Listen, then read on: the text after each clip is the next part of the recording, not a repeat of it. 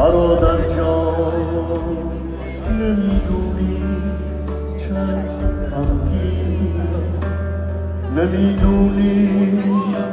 نمیدونی برادر جان گرفتار کدوم طلسم نفرینم. نمیدونی چه سخته در به در بودن، مثل توفان همیشه در سفر بودن. برادر جان نمیدونی چه سخته وارث درد پدر بودن. دلم تنگه برادر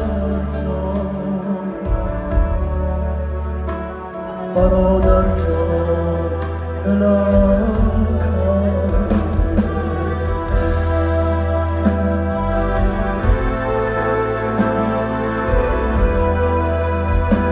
دلم تنگه از این روزهای بی امید، از این شبگردی های خسته و مایوس، از این تکرار بیهوده.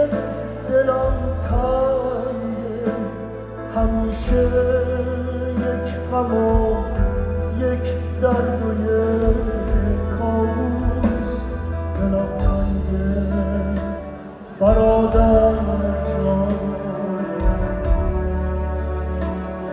دلم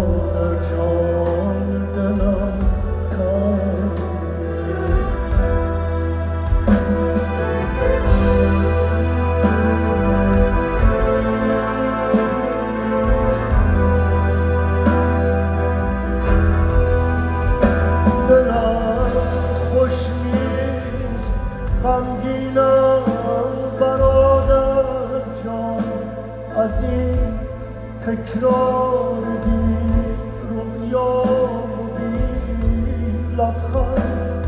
چه تنهایی غمگینی که غیر از من همه خوشبخت و عاشق و خرسند.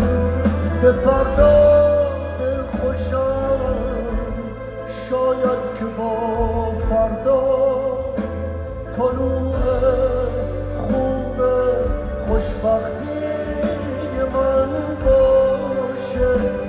شب با رنج تنهایی من سر کن.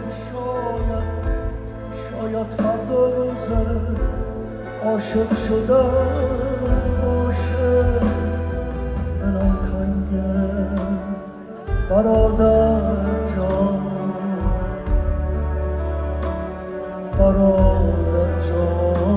دلم تنگه.